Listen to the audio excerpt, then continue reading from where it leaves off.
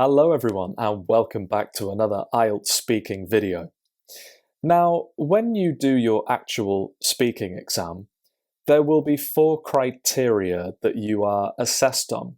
And if you haven't checked these already, these are fluency and coherence, lexical resource, grammatical range and accuracy, and then finally the one that we're going to focus on today, which is pronunciation. So let's go into this in a bit more detail, and I will share my screen with you now. Okay, everyone, so the 2 areas that I've chosen to focus on in this lesson are actually areas that students still tend to struggle with at the higher levels of English. So the first one I have over here relates to TH and GH words. Now, the phonemes for TH cause quite a few problems for students around the world because there are not that many languages that actually have this TH sound in them. Some do, like Spanish spoken in Spain, or Greek, or I think even Icelandic, but most languages don't have this sound.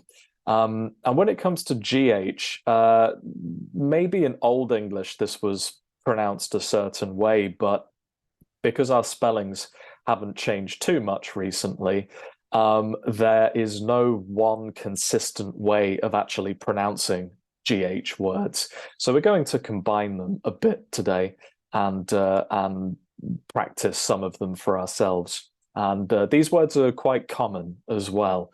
And in the IELTS exam, if you can use a couple of them and show the examiner that you know how to pronounce them well, then obviously this is going to look good in that pronunciation criterion. So to move on to TH, now I don't know how well you know your phonemes, but basically over here, these are phonemes. They're taken from the phonemic chart, and if you're working on my website, the intro picture contains the phonemic chart. But even if you're not familiar with them, that's not a problem. We're going to explain them now. So there are actually 2 ways to pronounce TH. There is the unvoiced TH, and then there is the voiced TH. So the unvoiced TH is pronounced th. And look where my tongue is here. It's just underneath the top teeth. So, th, okay? It's not an F sound. F is with the top teeth on your lip. And it is not an S sound, which is with the tongue further back. It is just placed behind or just on the top teeth, like this. So one more time. Like in the word think. Okay? Now, the voiced TH is exactly the same in terms of positioning, but you just bring your voice into it. So it is pronounced like in the word the. Okay, even a very basic word like the needs this pronunciation, and you will sound a lot more natural if you can try and get it like that. And all forms of English have this, or most forms of English anyway, certainly British and American English. So then, let's go through these words, and let's go through, as always, the meaning, form, and pronunciation of each. Starting with the first word, thought. And you can repeat after me if you like. Thought. And it is the past of think. Now, again, it's an unvoiced TH, but the important thing is all of these extra letters in the middle. They are actually just pronounced or, like in the British English pronunciation of or, okay? And it's the same with the next one, with the AUGH. This is also pronounced like or, okay? But this word is pronounced taught. So this is the past of teach. And the only difference between these first 2 is the TH sound. Okay, so thought and taught. But the vowel sound is the same. Okay, before we move on to the next one, the Americans don't quite make this or sound. They make more of a broader sound like ah. So they would say thought or taught. Okay, but they're not too different.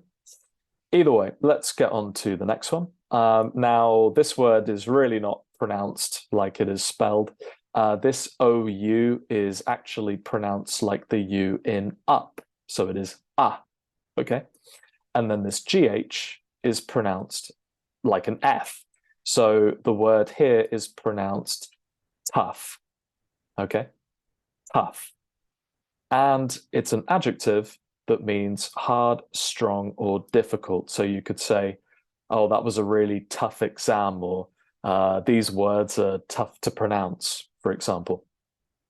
And there's no real British American English difference there. I'll tell you where there is.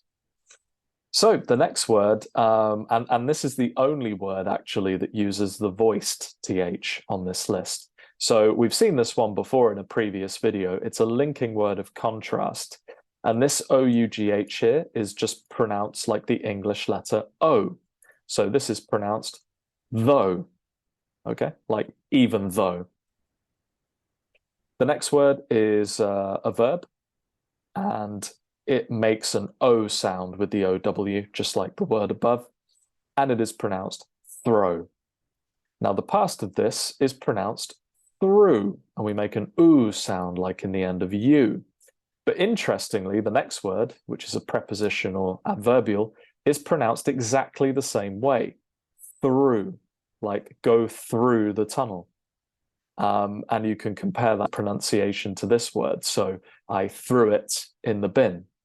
It's exactly the same, but it just depends on context. So these two words are what we call homophones. They're spelled differently, they have completely different meanings, but they sound the same. Okay, the last two words are a little tricky. So I've got some lines here that indicate stress. So 2 lines indicates that you stress that syllable harder. So we stress the first syllable. Thorough.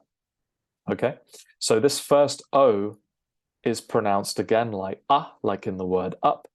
And in British English, this OUGH makes an sound. So that is a schwa, and we're going to come back to that in just a second. So we pronounce it thorough. The Americans pronounce those last letters like the English letter O. So they would say thorough, okay, thorough. And it's an adjective, and it means detailed or meticulous. So he gave a very thorough explanation of the subject, for example. And then finally, with the stress timing, we stress the second syllable. So this is pronounced throughout. And you can hear that there's a little bit of an intrusive W sound between the pronunciation of through, which is exactly the same as this one, and out, okay? Throughout. And it's perfectly normal to add that little W sound, but obviously not to the spelling, so watch out for that. And this means from start to finish. So there will be many exams throughout the term, okay? And that's how we use it. Okay, now to go over to stress. Now, English is a stress-timed language, and what that means is that we stress, as you heard here, parts of words, and that means that the part of the word that we don't stress, if there are any vowels in them, normally we use one particular sound for these unstressed vowel sounds, and that is right here, and it is pronounced okay? It's called a schwa, and it is just pronounced So take the word about, okay? We don't say about because we don't stress the first syllable, we stress the second, about. So the A takes this schwa sound, all right? Now, this is used in a variety of different types of English, as I've written here. So there are many words that can be used as both nouns and verbs. If one of these words has 2 syllables, we generally stress the first syllable for the noun and the second syllable for the verb. And I have an example for you here. So I'd like to present you with this present. And you can hear that the first E is pronounced with an a schwa sound, and the stress side makes an sound like in the word met. So present is the verb and present is the noun, okay? And I've got some other similar examples of these words here. So tricky sounds like TH and GH are, of course, important to practice, but the schwa sound really is key to sounding natural in spoken English. And in the next couple of exercises, we're going to practice all of this if you're working on my website. And then in the final interactive task, we're going to be looking at IELTS speaking part 2. So as always, I look forward to hearing your work, and I look forward to seeing you all in another video very soon.